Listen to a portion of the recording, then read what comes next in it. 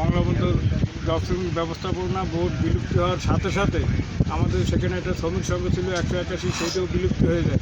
পরবর্তীতে 2009 সালে সরকার আরেকটা গেজেটের, সেই গেজেটের আলোকে মংলাবন্দর শ্রমিক কর্মচারী সংঘ 2015 সালে 25/3/2015 সালে এটা রেজিস্ট্রেশন হয়।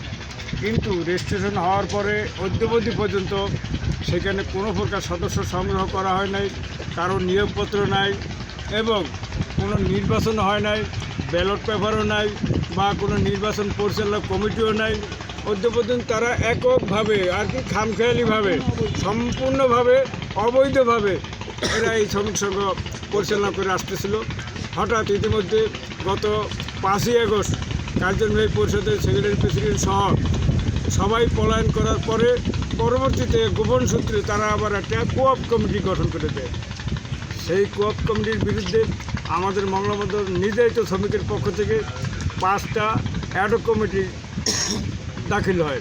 দাখিল হওয়ার পরে সেইখানে আজকে লেবার ডাইরেক্টর সাহেব আমাদেরকে এই 5 কমিটি এবং পূর্বের ওই কোঅপ কমিটি তাদেরকে সবারই চিঠির মাধ্যমে এখানে আজকে সকাল 11টা থাকার জন্য বলছে খুলনা শ্রম দপ্তর অফিসে। সেখানে আমরা সবাই আসি, এই টোটাল 6 কমিটি। কিন্তু যেই কমিটি এত বছর আজকে দীর্ঘ 11 বছর নির্যাতন করতেছে, সেই কমিটিরই আরেক ওই পিঠ অর্থাৎ এ পিঠ এবং ও পিঠ, সেইখানে আরেকটা কমিটি কোঅপ করে দেয়। তারাও ওই পথের পথিক, তারাও আজকে লেবার ডাইরেক্টর অফিসে তার সম্মুখেই এই আমাদের মধ্যে জয়নাল ছোটো ভাই, সেও একজন এক্সট্রাকেলিংয়ের মেম্বার ছিল এবং সেও একজন শ্রমিক, বর্তমানে সে শ্রমিকের চাকরি করে।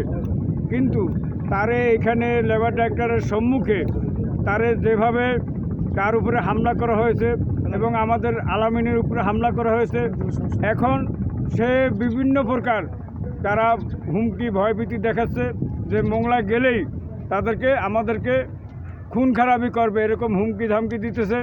আমরা এখন জানে নিরাপত্তায় এই মোংলা এই রূপসা এখানে নদীর পাড়ে আমরা এখন অসহায়ের মতো আছি যে আমরা কিভাবে মোংলা গেলে, যদি আমাদের কোনো প্রকার জানের নিরাপত্তা নাই, কারণ এরা দুর্ধর্ষ লোক।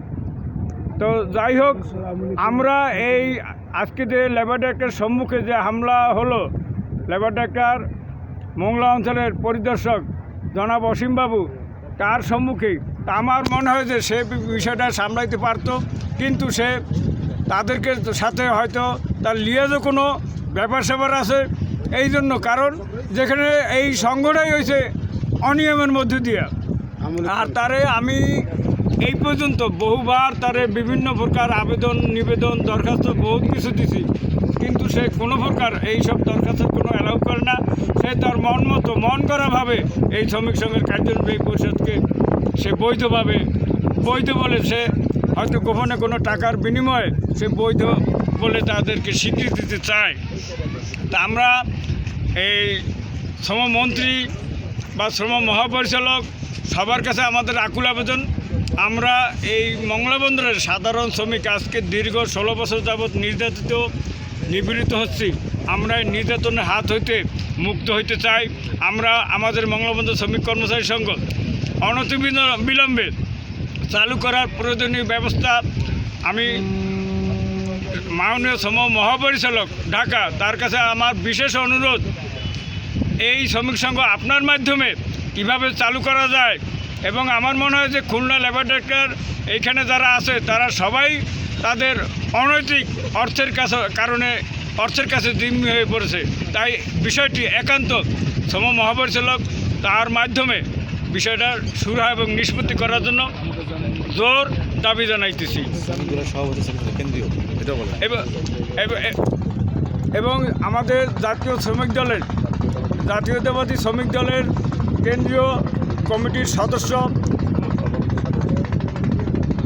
কমিটির সাধারণ সম্পাদক সভাপতি বরাবর আমাদের আকুল আবেদন থাকবে, আপনাদের মাধ্যমে আপনাদের সমন্বয়ে আমরা এই মংলাবন্দর শ্রমিক কর্মচারী সংঘ এই নির্যাতিত শ্রমিকেরা কীভাবে মুক্তি পাইতে পারি এই ব্যবস্থা আপনারা করবেন। এবং আমি তার সাথে সাথে পাশাপাশি বলতে চাই যে আমরা কারেন্ট অপারেটর চাকরি করি এবং আমাদের উপায় নিরুপায় হয়ে আমরা একটা কারেন্ট অপারেটর সমিতি করছি। এই সমিতির সাধারণ সম্পাদক আমি, আমার পাশে আছে সমিতির সহসাধারণ সম্পাদক মোহাম্মদ আলামিন, সেও শ্রমিক দলের জয়েন্ট সেক্রেটারি, মংলা পৌর শ্রমিক দলের জয়েন্ট সেক্রেটারি।